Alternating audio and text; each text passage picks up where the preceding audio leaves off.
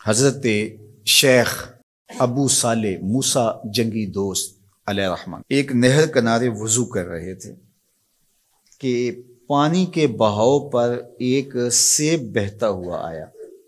بھوک پہلے ہی لگی تھی، سیب کو دیکھا تو اشتہا غالب ہو گئی، سیب اٹھایا اور کھا لیا۔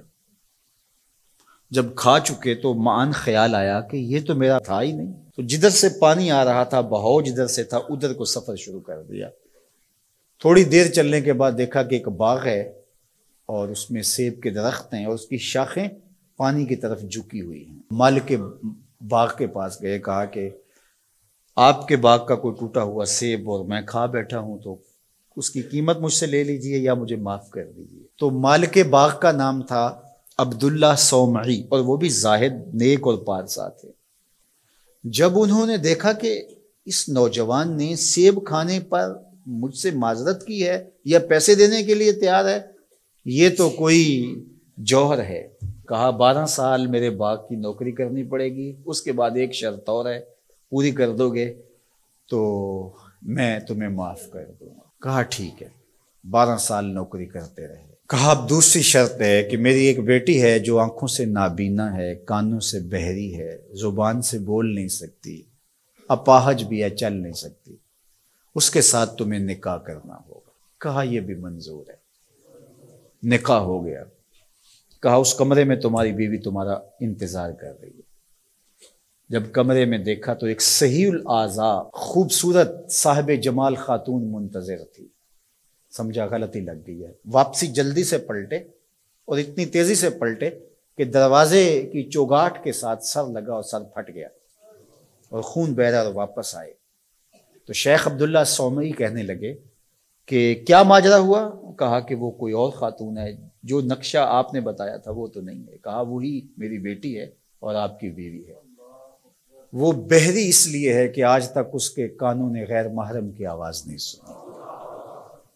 وہ نابینا اس طرح ہے کہ آج تک اس نے غیر محرم کی شکل تک نہیں دیکھی۔ اپاہج اس لیے ہے کہ وہ غیر محرم کے لیے کہیں چل کے نہیں گئی۔ اسی طرح باقی جو چیزیں بتائی تھی ان کی تعبیر بتائی۔ کہا وہی تمہاری بیوی ہے۔ عبداللہ صومعی کی اس بیٹی جس کا نام ام الخیر تھا، اور شیخ ابو صالح موسیٰ جنگی دوست کی بیوی، تو یہ صالح نوجوان اور یہ صالحہ خاتون نکاح کی بندھن میں بندھ گئے۔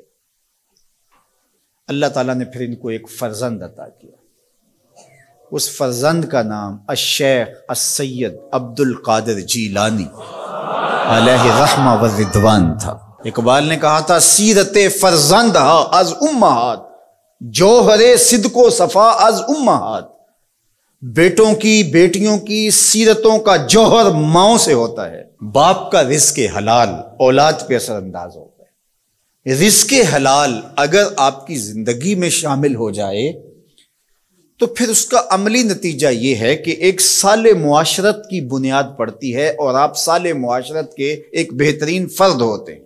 جس طرح رزق حلال نسلوں میں سرایت کرتا ہے اس کی برکتیں، اسی طرح سچائی اگر کسی معاشرے کے اندر پیدا ہو یا کسی فرد کے اندر پیدا ہو تو سچ اپنا راستہ بناتا ہے۔ اگر آپ کی زبان سچ نہیں بولتی اور آپ حلال رزق نہیں کھاتے تو پھر آپ جتنے مرضی نفل پڑھیں، جتنی مرضی عبادتیں کریں، اللہ کی قربت کا تصور بھی نہیں کیا جا سکتا۔ نجات کا راستہ یہ ہے کہ ہم ان دو چیزوں کو اپنی زندگی میں لازم کر لیں۔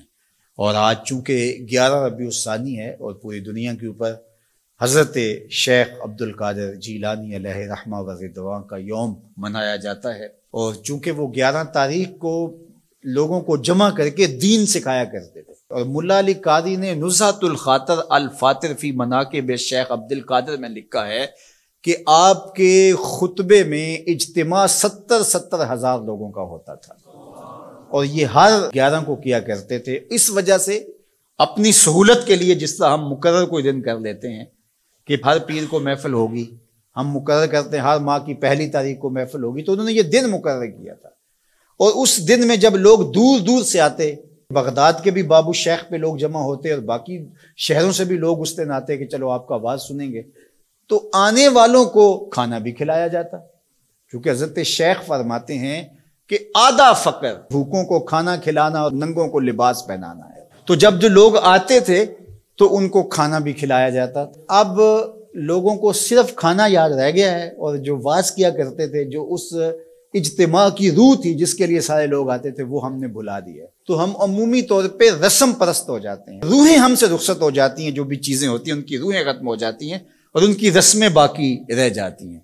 اور یہ ہمارا المیہ ہے شروع سے، بلکہ اقبال نے کہا کہ پورا دین ہی جو ہے وہ ہم نے رسم رکھ لیا ہوا ہے، اس کی روحیں ہم سے رخصت ہو گئی ہے۔ رہ گئی رسم ازاں روح بلالی نہ رہی، فلسفہ رہ گیا تلقین غزالی نہ رہی، مسجد مرثیہ خواہ ہے کہ نمازی نہ رہے، یعنی صاحب اوصاف وہ حجازی نہ رہے۔ حضور نے ارشاد فرمایا لا یبق من الاسلام الا اسمہ ولا یبق من القرآن الا رسمہ مساجدہم عامرۃ وہی خراب من الہدی۔ ایک وقت آئے گا کہ قرآن صرف رسم کے طور پہ باقی رہ جائے گا، اور جو ہے وہ اسلام کا صرف نام باقی رہ جائے گا۔ مسجدیں زیب و زینت کے لحاظ سے تو آباد ہوں گی، بڑے اونچے اونچے مینار ہوں گے، گنبد اچھے ہوں گے، قالین اچھے بچھے ہوں گے، دیواریں منقش ہوں گی، یہ سب کچھ تو ہوگا، لیکن نمازیوں سے خالی ہو جائیں گے، ہدایت کے نور سے خالی ہو جائیں گے۔ تو آج یہی ماجرا ہے کہ ہر چیز کی رسم باقی رہ گئی ہے۔